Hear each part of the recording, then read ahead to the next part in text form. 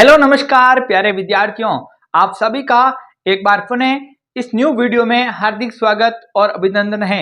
आज के इस वीडियो के माध्यम से मैं पटवार भर्ती से संबंधित चर्चा करने के लिए आपके साथ उपस्थित हुआ हूं, क्योंकि राजस्थान कर्मचारी चयन बोर्ड की तरफ से हाल ही में पटवार भर्ती का न्यू विज्ञापन जारी किया गया है।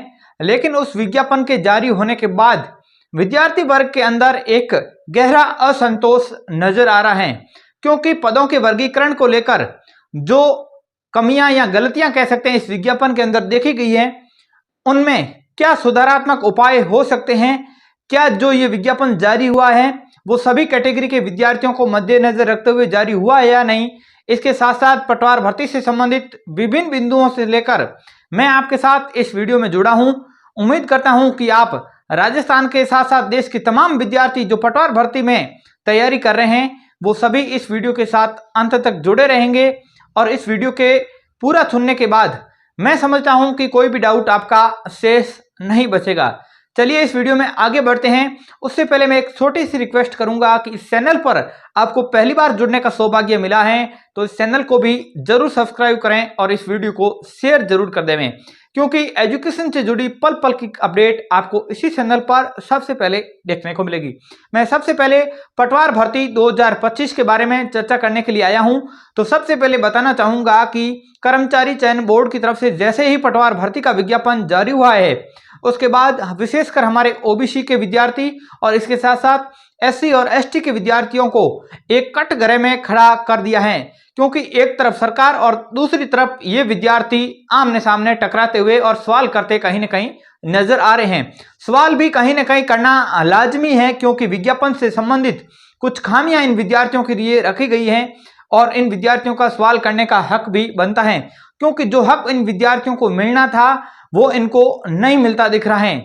इस वजह से ये विद्यार्थी सरकार से सोशल मीडिया के माध्यम से सीधे प्रश्न पूछते हुए नजर आ रहे हैं। मैं बात करता हूं सबसे पहले पटवार भर्ती 2025 में पदों की संख्या को लेकर मैं पूरा बायोडाटा यहां पर लिख के नोट डाउन करके लेके आया हूं। इसमें पदों की संख्या में सबसे पहले मैं बात करता हूं तो इसमें 2020 पद रखे गए हैं पटवार भर्ती 2025 के अंदर। उसके बाद इस भर्ती में मुख्य क्वेश्चन विद्यार्थियों का योग्यता से संबंधित हैं, क्योंकि आप सभी को वैसे विदित होगा कि इसमें योग्यता ग्रेजुएशन यानी कि स्नातक उत्तीर्ण करना अनिवार्य है, या फिर आप सीईटी देकर आए हैं तो स्नातक आपने उत्तीर्ण कर लिया है या अंतिम वर्ष में अध्ययनरत हैं तो भी आप एलिजिबल हो जाएंगे। इसके साथ साथ सीईटी ग्रेजुएशन लेवल जो हाल ही में जिसका रिजल्ट जारी हुआ है वो सीईटी का स्कोर कार्ड का प्रमाण पत्र भी रिजल्ट कॉपी आपके पास होना अनिवार्य है। और इसके साथ साथ महत्वपूर्ण आरसीआईटी का कोर्स या इससे ऊपर का कोई भी कंप्यूटर का कोर्स, चाहे वो ओ लेवल का हो, पीजीडीसीए का हो या ऊपर का कोई भी कोर्स हो, लेकिन कम से कम आपके पास आरसीआईटी का कोर्स होना अनिवार्य है। अगर आपके पास अभी तक आरसीआईटी का कोर्स नहीं है तो आज ही आप नजदीकी जो आरसीआईटी केंद्र है वहां पर जाकर अपना लर्नर कोड ले लें। एडमिशन लेंगे तो वहां पर हाथों हाथ आपको लर्नर कोड मिल जाता है और वो लर्नर कोड ही आपका रोल नंबर माना जाता है। उसके बाद मैं इसमें आयु की बात करता हूं। आयु 18 से लेकर 40 वर्ष तक के विद्यार्थी इसमें आवेदन कर पाएंगे। बाकी एज रिलेशन आप अपने हिसाब के कैटेगरी के हिसाब से देख सकते हैं। मैं परीक्षा तिथि की बात करता हूं तो परीक्षा की तिथि 11 मई 2025 को पटवार भर्ती की परीक्षा आयोजित होनी जा रही है, क्योंकि उसकी परीक्षा तिथि पूर्व में कैलेंडर में जारी की जा चुकी है। उसके बाद मैं पदों के वर्गीकरण को और नोटिफिकेशन से संबंधित जो आपके क्वेश्चन हैं उन पे आऊंगा। मैं सबसे पहले पदों का वर्गीकरण देखना चाहूंगा। तो सबसे ज्यादा अगर कहीं पीड़ा है तो वो ओबीसी के विद्यार्थियों के अंदर है, क्योंकि 2 वर्ष पहले कांग्रेस की सरकार के अंदर भी ओबीसी के विद्यार्थियों ने सरकार के सामने अपना पाला डाला था और कहीं ना कहीं वहां पर विद्यार्थियों को सरकार की तरफ से भी ये संतुष्ट करने की कोशिश की गई थी, क्योंकि भूतपूर्व सैनिकों को जो हॉरिजॉन्टल और वर्टिकल आरक्षण का प्रावधान था उससे संबंधित विद्यार्थी लगातार मांग कर रहे थे। लेकिन वहां पर एक प्रेस नोट के माध्यम से इन ओबीसी के विद्यार्थियों को शांत करने की कोशिश की गई थी।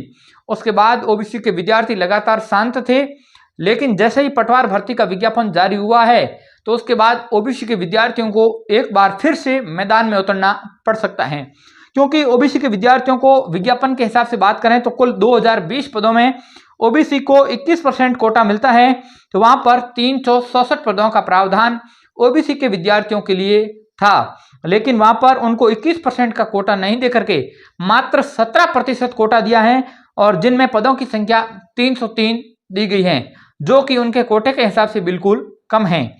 उसके बाद मैं एससी कैटेगरी की बात करता हूं, तो एससी में उनके कोटे के हिसाब से 277 पोस्ट आनी चाहिए थी, लेकिन मात्र 229 पोस्टें देकर एससी के विद्यार्थियों के साथ भी कहीं न कहीं खिलवाड़ किया गया है।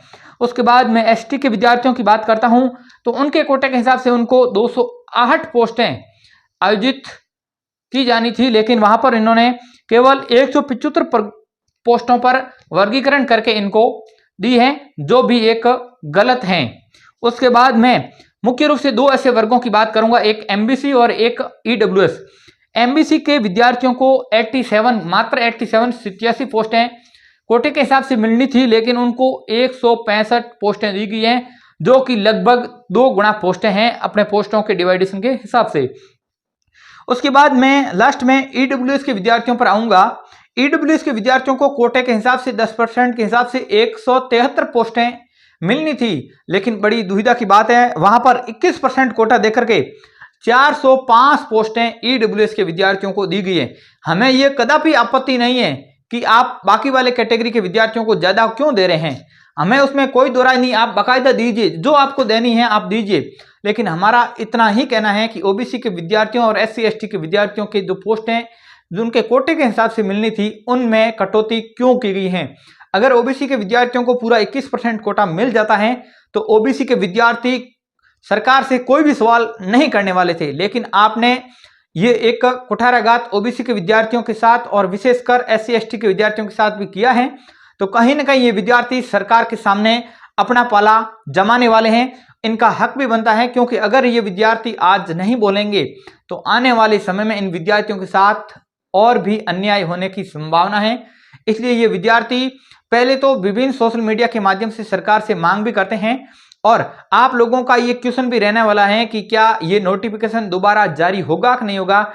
तो मैं आपको बताना चाहूंगा कि आप सभी अगर मिलकर विभिन्न सोशल मीडिया प्लेटफॉर्म, जैसे मुख्य रूप से ट्विटर ट्रेंड्स है, लेकिन आज के समय में केवल ट्विटर ट्रेंड ही काफी नहीं है, क्योंकि जब तक धरातल पर स्थिति नहीं बनती है तब तक कुछ भी होने वाला नहीं है। इसलिए आप सभी अपने अपने जनप्रतिनिधि जो सरकार के विधायकगण हैं, मंत्रीगण हैं, उनसे मिलने की कोशिश करें, उनको ज्ञापन दें और उनसे निवेदन करें कि हमारे साथ ये न्याय करें, हमारा कोटा जो मिलना है उसको आप पूरा करें। और मैं विशेषकर मुख्यमंत्री जी से भी निवेदन करना चाहूंगा और राजस्व विभाग से भी ये निवेदन करता हूं कि ओबीसी और एसटी एसटी के विद्यार्थियों को जो आपने अन्याय सहन करने के लिए दिया है, उस अन्याय को न्याय में बदलने की एक रिक्वेस्ट हमारी मानी जाए, ताकि हमारे साथ भी एक न्याय हो। क्योंकि हम भी एक विद्यार्थी वर्ग से आने वाले साथी हैं, तो कहीं ना कहीं हम अगर आवाज नहीं उठाते हैं तो हमारे साथ आने वाले समय में बहुत भी ज्यादा अन्याय होने की संभावना। इसलिए आप सभी विद्यार्थियों से भी मैं अनुरोध करता हूं कि आप भी विभिन्न प्लेटफॉर्म के माध्यम से और धरातल पर भी सरकार से ये निवेदन करें।